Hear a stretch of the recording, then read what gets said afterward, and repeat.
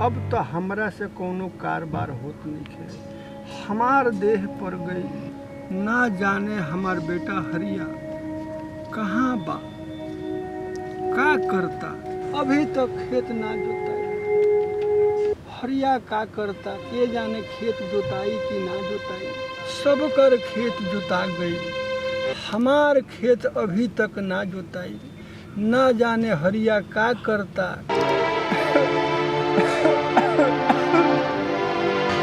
बहू कहाँ बाड़ू? वो दवाई पानी लिया हम खा ली। बाबूजी रुकी, हम आ गई।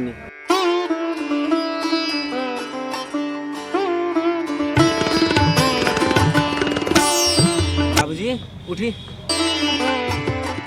बहू वो तू आ गइलो? हाँ बाबूजी आ गई। दवाई पानी दो।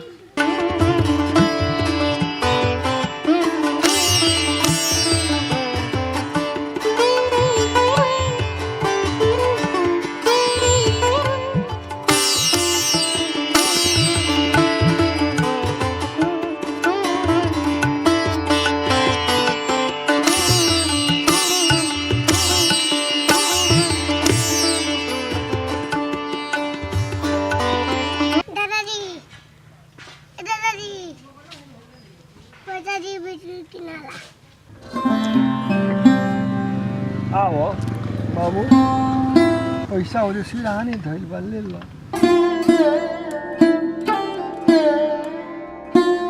दादाजी अपने ड्यूटी में आ गए।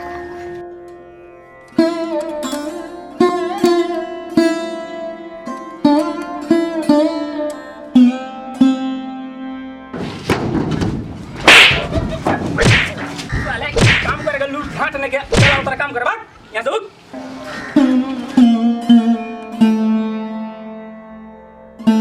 साला हमारे इतना समय लाचार हो गइल मुझे कोनो काम लेके नहीं के करे देता हमरा के, जेने जातने उन्हें मार के खेत दे तरह से।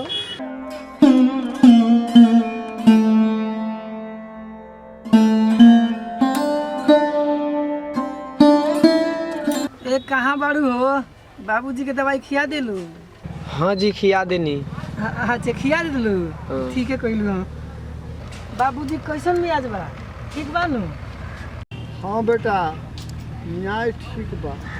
ई बताओ तू कहाँ गए रहो? हाँ बाबूजी घर नहीं कमाए, लेकिन जहाँ काम पर जाते नहीं नु बाबूजी, वहाँ लोग हमरा के लात मार के खेत देता। काहे कि जानते नहीं बाबूजी, हमनी के समय लाचार बा। अच्छे बबुआ तू सब बात छोड़ा, सबकर खेत जोता गइल बा। अच्छा खाना खा लो आ हर बैल ले लो, जाके खेत जोतवाओ। हाँ बाबूजी रुआ आराम करे, हम जाते नहीं खाना खाए आ हर लेके खेत जोते बाबूजी। ए बबुआ के माई वो खानवा दाना दिखाई, हम हर लेके जाई। बैठी हो जा, हम लेके आओ तनी। अरे लियावा ना हो, लियावा तेजी में है।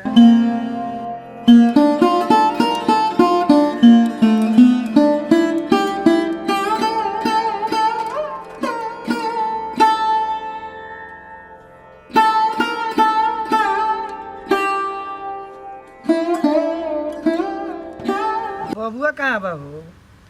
बा घर वाले खिया दिले बाड़ू? हाँ खिया तो दिले बनी। हो तो तरकारी उकारी ना रहलक? ना तरकारी तो ना रहलक।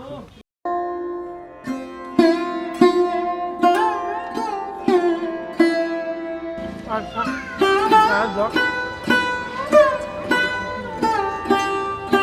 थोड़ा समय लॉस होला।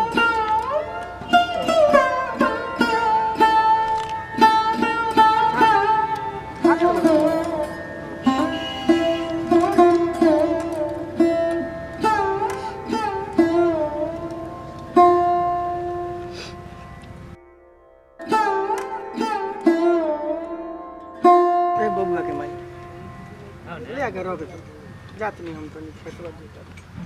खाना ली खा लेंगे, जा ले जा बउआ खिया दी। आ बाबूजी के देखो, बाबूजी के तन के मियाँ ज्यादा खराब बात।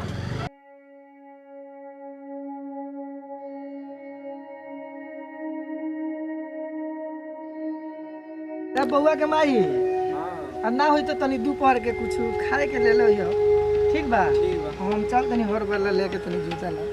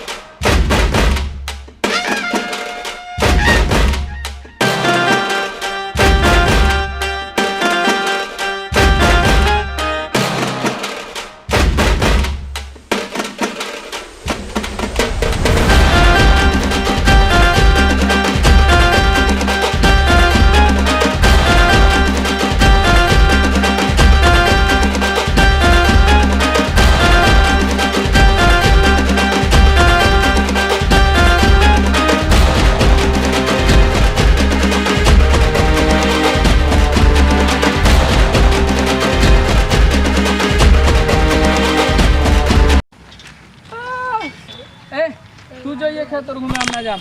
हम ना जाम, तू जाइए। जो तू हम जाई हाँ। साला बेसी तू खाली साला बेसी तू खाली, तू जाइए खेतोरी। अरे बाप तू जो पहले साला हम जाए हम जाई। ए साला अब ना साला जो तू सुन साला, ना तू जाइबे ना हम जाए। चल हमके दोनों बड़ा दोनों बड़ा चल साला। सुन, हाँ आज हमनी के चल लाला जी के खेत ओरी से घुमावला कि कोनो आर ओर छटले नहीं थे नु। ये लाला जी के ऑर्डर बा। ऑर्डर बा हाँ तो चल चल।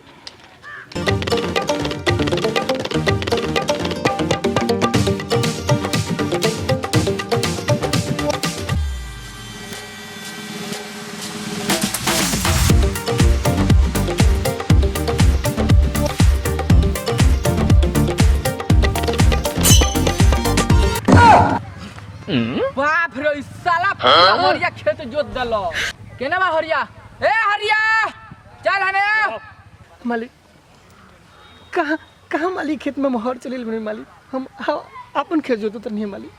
साला जबान लड़ाओ तरी हमरा से।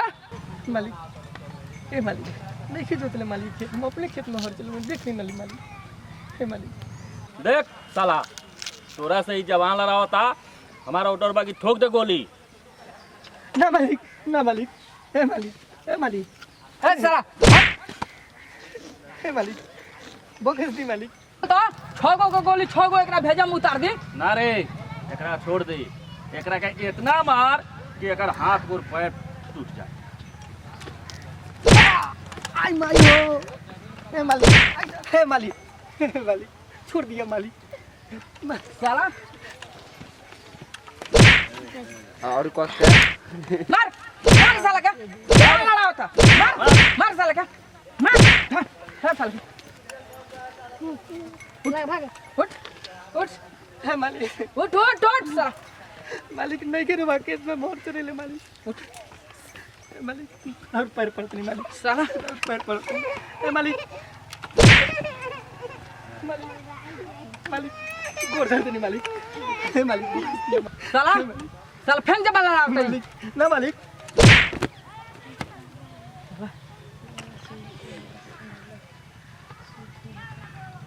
चल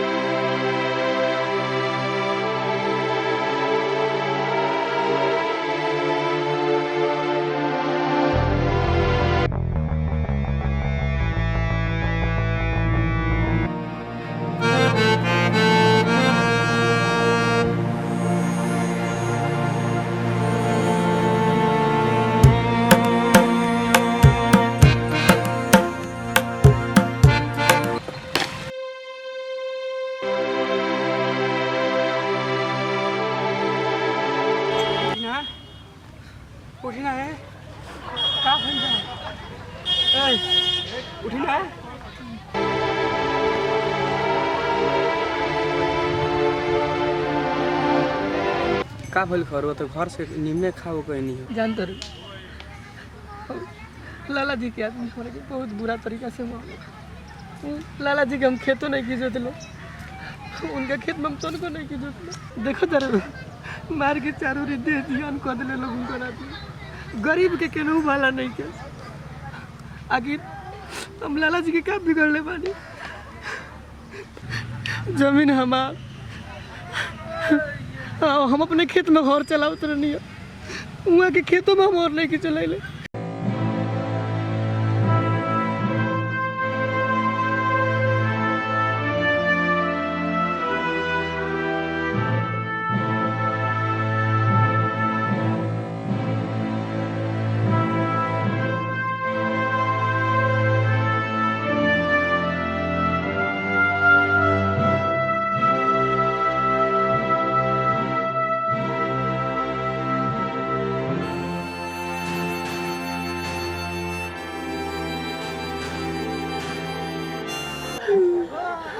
जाए दो मत रो,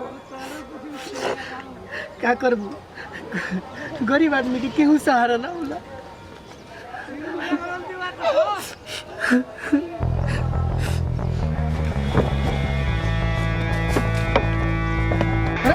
हमारे बेटा कब है?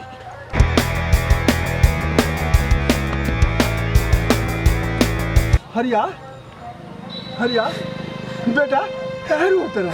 कहाँ रो तेरा? बहू तोरो आँख में आंसू कहाँ रो तेरू हो? बहू का भइल खो? का भइल खो बाबू हम?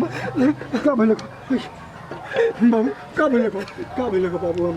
बोला बोला बोला बाबू बहू बहू का भइल खो? बोला बोला बोला ना बहू का भइल खो बाबू? बाबूजी बाबू बोला हमार बेटा हमार बहू का भइल बोलो बेटा बेटा हरिया बेटा का भइल हो बाबू? का भइल घरे ने खेत में हर जोते का भइल? लाला जी के आदमी बाबूजी बड़ा बेहरामी से मरलक बाबू। का लाला जी का आदमी मरल बा? हाँ बाबूजी लाला जी के आदमी मरलक। जाए दी बाबूजी, हमनी के गरीबी पर केहू हमनी के मार के जा सकता। चली बाबूजी आराम करी और मियाँ तबीयत बहुत दबल बा। चली बाबू।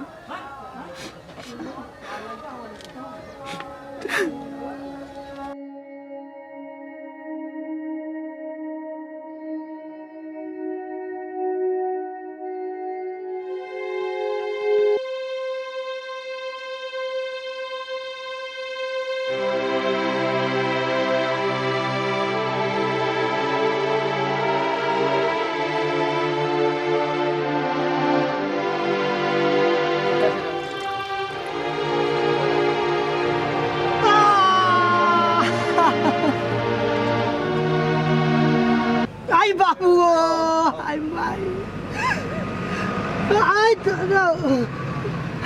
आराम से हो आई माई हो। आई दादा रे माई हो।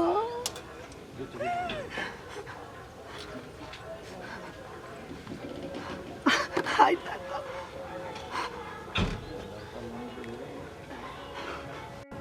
ठीक बा रउआ आराम करी, हम चल तनी घर में तनी काम करल वही तरह काम करते।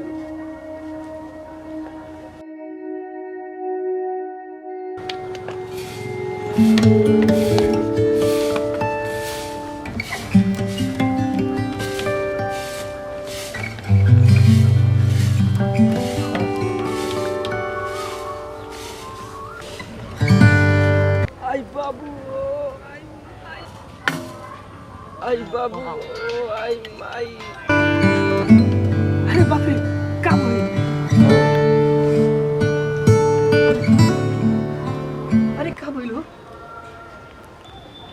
का भइल बउआ के माई? देखी ना बड़ी कस के पेट दुखा। चलो तू चले आराम कर, हम दो चार गो माई बहन के देखो तनी हल लेके आओ तुम। चलो तो पहले उठो आराम से। तो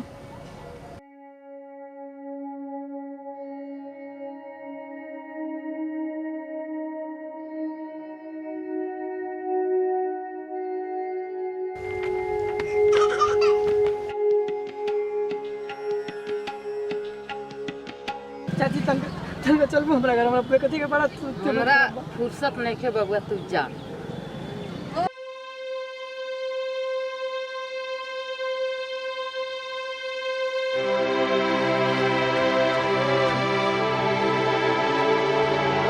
मौसी चल घर जो जो अपना घर ए मौसी सुन ना ए मौसी हमारा बेकती के जल्दी बड़ा सीरियस मियाज खराब बा चल ना मौसी जा तो हम जतन बबत करे अपना घरे जो चल ना मौसी ना जो चल ना मौसी जो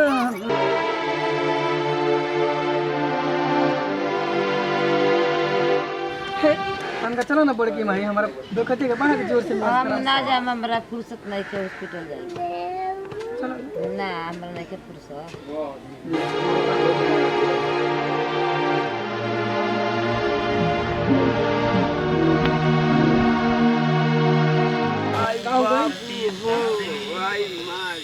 अभी तक हरिया गई गांव में माई बहन के बोला का भइल हरिया का भइल बेटा चल लो हो बाबू केहू नहीं लो बाबू ना क्यों होई ना बाबू ये इनके चल ला दो बाबूजी ले चलो अस्पताल में बाबू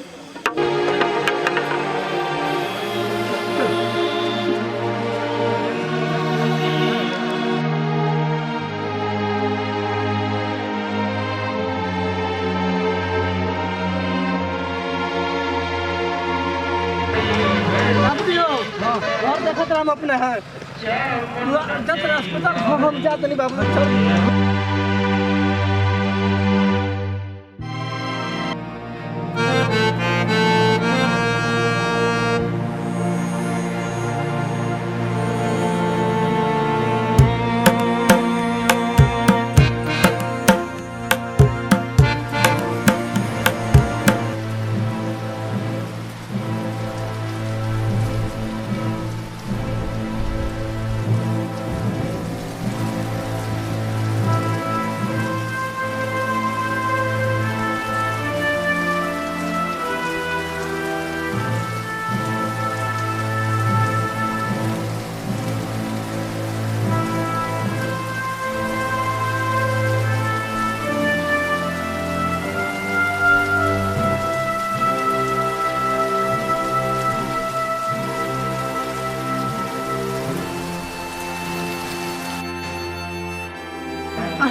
रुक बस थोड़ा दूर हमारी पास है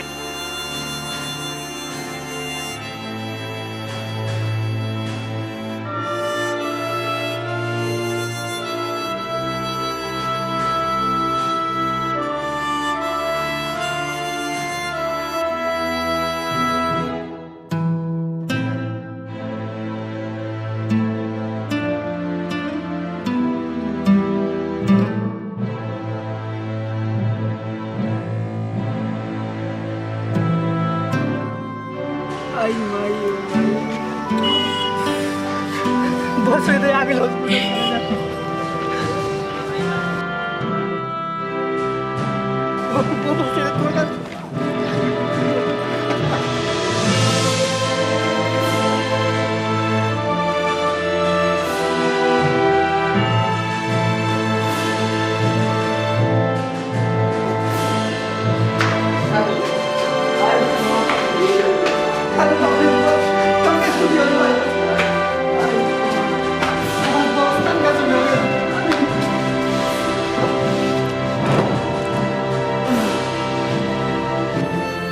आई बा आई माई हम देखते हैं डॉक्टर साहब तनके चलना हमारा परिवार के बहुत कुछ के सीरियस मियाज खराब बा। क्या हुआ है जी आपको? क्या तकलीफ है? सब तनके चल के देखी ना क्या हुआ? हमारे परिवार के बहुत कुछ की तबीयत खराब बा चलिए ना चलिए।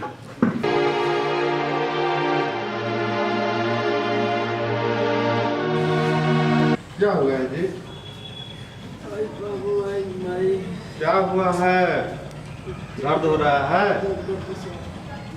कब से दर्द है? 2-4 दिन से 2-4 दिन से हुआ है? पेन ज्यादा हो रहा है? दर्द ज्यादा हो रहा है? जी जी हाँ? हाथ हटाओ।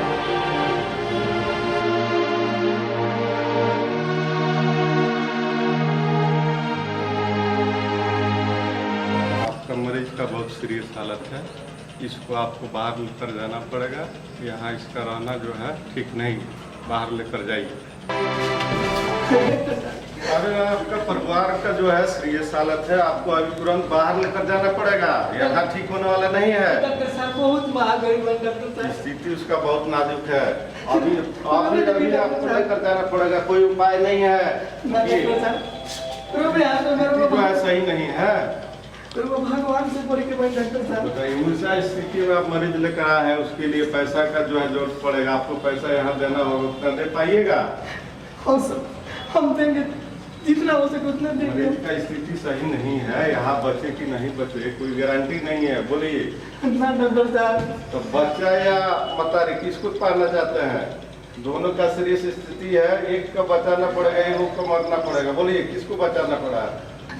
डॉक्टर साहब इस धरती पर भगवान के दूसर का स्थान पर होगा बानी, ए सर हमरा दोनों के बचा ले,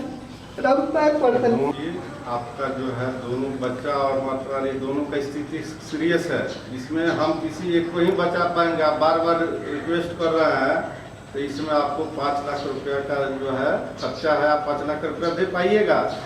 सर हम महागरीब नहीं, महागरीब है, इसमें 5 लाख रुपया आपको देना ही पड़ेगा। हे भगवान हमरा कुछ सूझत नहीं कि हम तो महागरीब बानी, हम 5 लाख रुपए की व्यवस्था कहाँ से करें? हे डॉक्टर साहब रुबा दोनों के बताइए, हम अपन देह बेच के भी दें, रुबा हमारा बीवी के देखिए महाराज। ठीक है, दाम बचाने की प्रयास करेंगे, बकिया जो है मालिक जानते हैं, कोशिश कर रहे हैं। मरीज को उठा के ले चलिए ऑपरेशन थिएटर में, 5 लाख रुपया टेबल पर जमा कीजिए।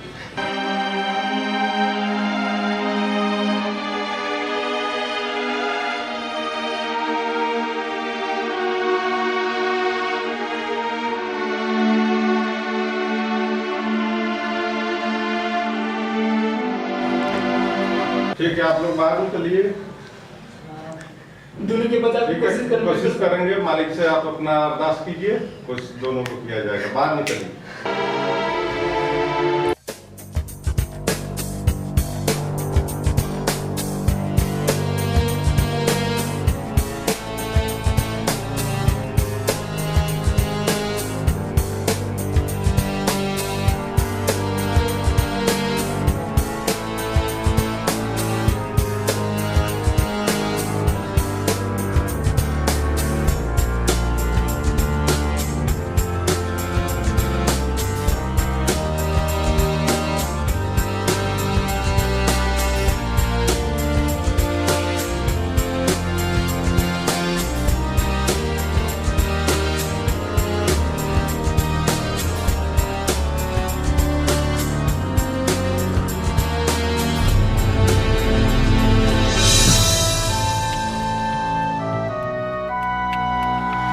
भगवान कैसे हुई क्या हुई हमरो में आपने बाप।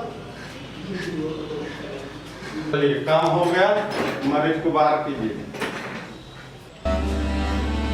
सुनिए, बहुत खुशी की बात है कि दोनों बच गए, आपको बेटा हुआ है, मिठाई खिलाई। बेटा हाँ, बेटा हुआ है, मिठाई बांटिए।